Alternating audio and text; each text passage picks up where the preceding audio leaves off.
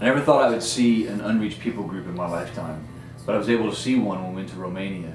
And Aaron Brewski told me that they were really doing a lot of ministry to the unreached people groups known as the gypsy villages. And I was just overwhelmed by seeing really the lack of the presence of the gospel in these villages and the effect that it has on people's lives and their lifestyles and just their natures, and being able to witness that. God allowed me to connect to a particular gypsy. His name was Kina, and he was actually in the orphanage, and we got to meet him at the Brewski's home, and God really used him in my life in a powerful way to really see our responsibility, because God has entrusted us with so much of the gospel that we really must give that gospel back to them, and to see these villages become reached versus unreached. Move us into action. We must go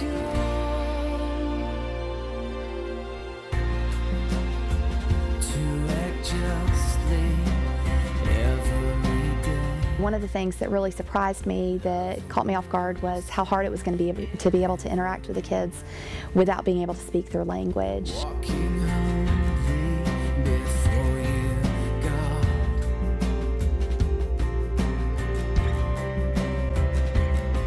You have shown us what you require.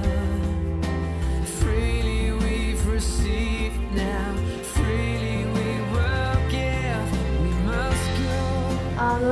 The big thing that God taught me while I was there was like how much I take for granted. I'd always heard like I take a lot for granted, that we as Americans take a lot for granted, but it never became real for me until I went to Romania and I saw it with my own eyes. Into action, we must go.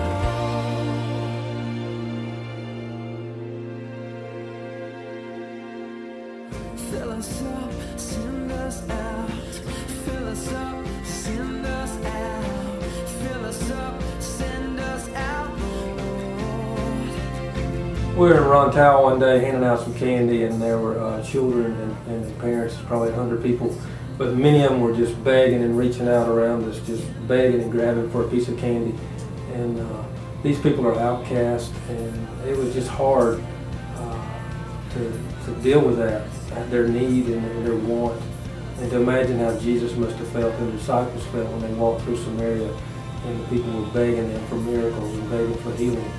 And it was just overwhelming to see the need and the lack of the gospel in that community.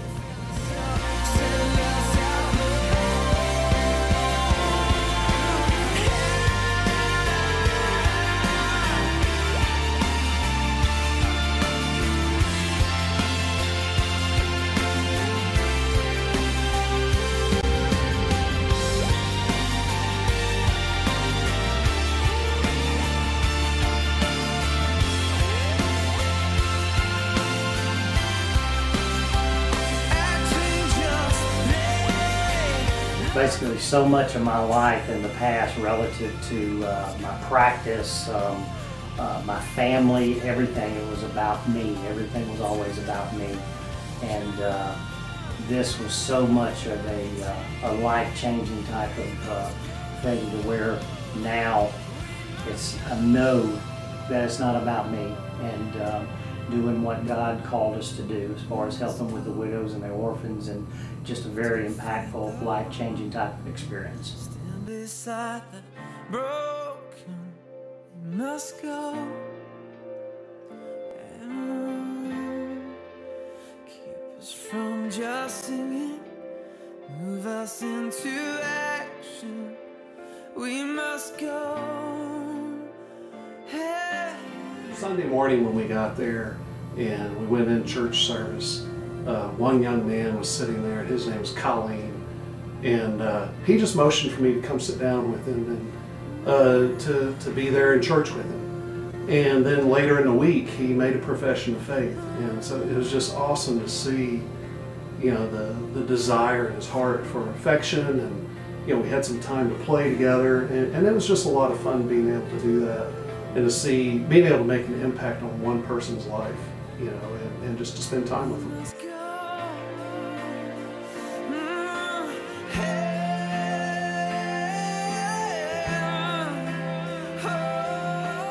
saw several people who didn't have shoes, and we went to a reminder center and I met this kid. He was 17 years old and he'd never seen a puzzle.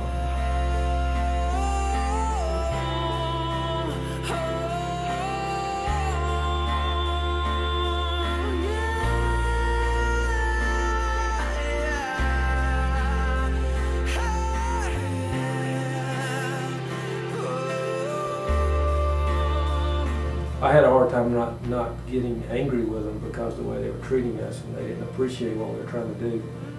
But God showed me later that those people just, they're acting out what happens when there's a void and there's no gospel. And so my heart breaks for those people because they need the light and they're living in darkness.